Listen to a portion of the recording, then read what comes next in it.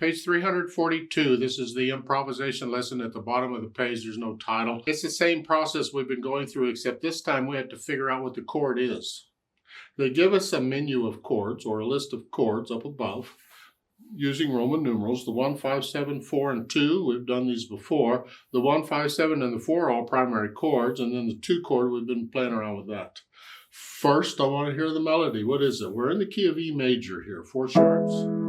Now, don't let that scare you. Assuming you can do the E major scale and the C sharp minor scale, that key signature should not bother you a bit.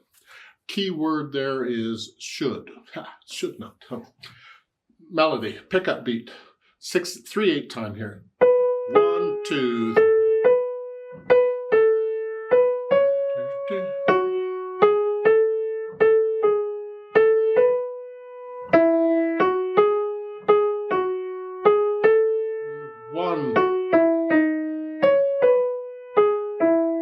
There's other fingerings we can use, but that fingering seems to work.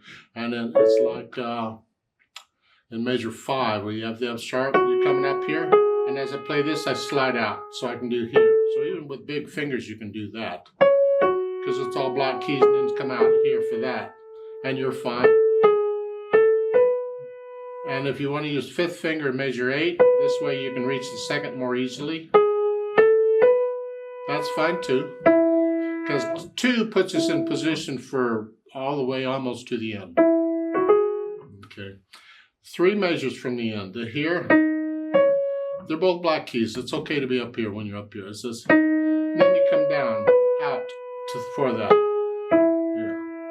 Now, I need chords. Well, first off, let's make sure we know what the chords are. In E major, we have 1 chord. We have a 5/7 chord. I'm just staying in a close position. I'm not getting all fancy. Just here. And the 4 chord is here.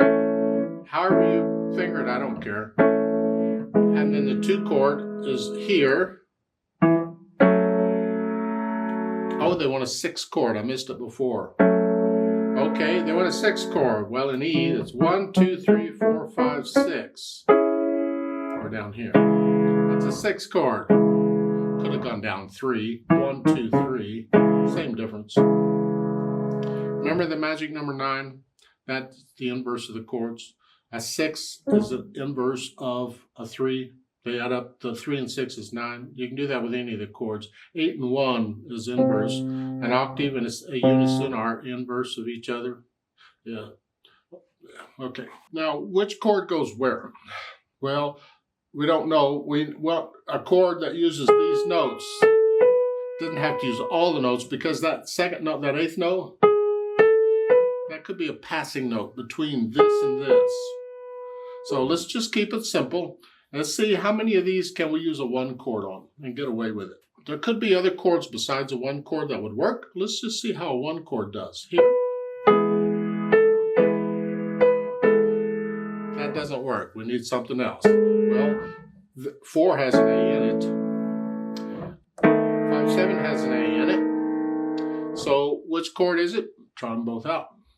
So start with the 2nd full measure here. 4. I'm doing both. We'll now try 5/7, because it's got both of these chord notes in it too.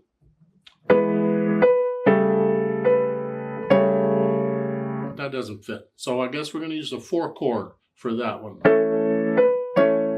Then here. Well, that doesn't work. That doesn't work. How about a 2 chord? Oh, that's fine. So we had the 4 chord, and then we used the 2 chord, and the 1 chord so far. Keep going. No. But I could use this. See, this doesn't sound quite right. The 2 chord sounds better there than that one.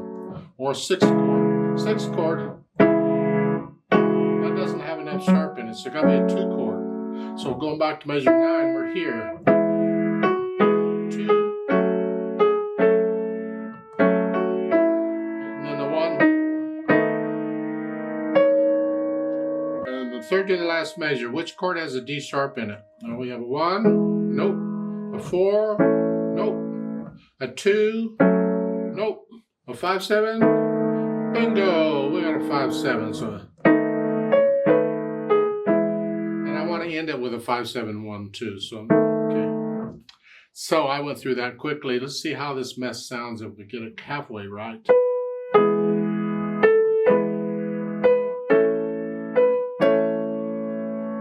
Then here.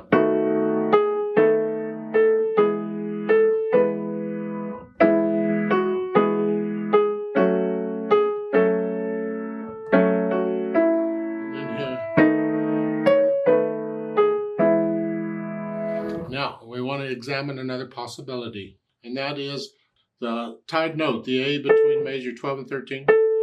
They're giving you 2 lines for 2 chords. It could be the same chord, except if it were, I don't know, you might be able to change the chord. Even though you're holding that note down, you could change to a different chord. If there's another chord besides the one we're using that has an A in it, and there is, the 2 chord and the 5-7 chord both have an A in them. Can I use both of those chords there? I don't know. Let's see. Start with measure 9.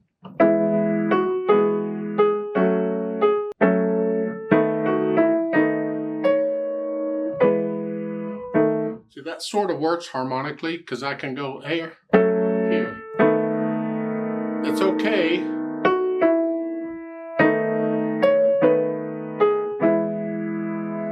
If I don't mind having a 5-7 chord for the last, 3 measures in a row, that's fine. That's fine. It works. But if that's a little boring, I don't want to do that, then I'm going to go ahead and stick with a 4 chord. There.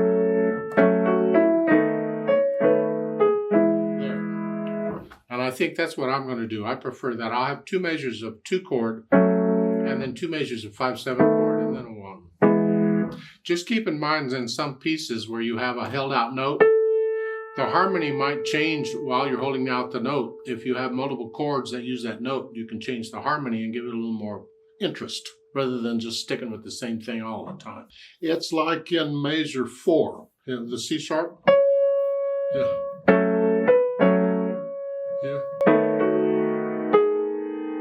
I mean, I could have gone there. While I'm holding the note down, I could have done both chords. Not in this case, that C sharp doesn't last long enough, but that's the point. You can change harmonies while holding down a note as long as the harmonies have that note in common. They work out okay. Now they have this pattern.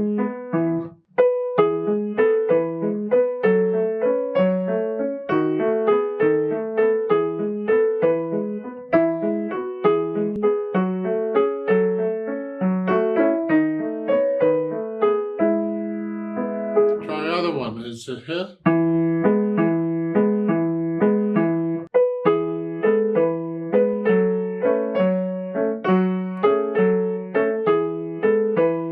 Or try that.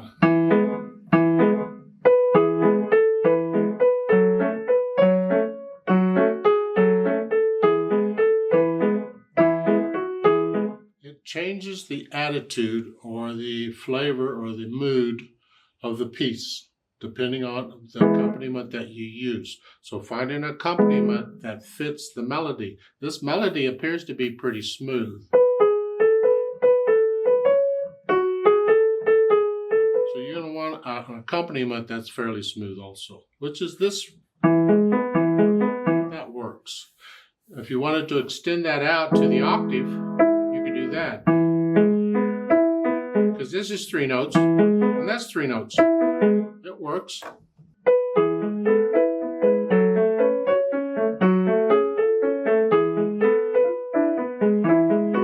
You try that too and see. Stick in some 7th chords if you want and see how that works and experiment.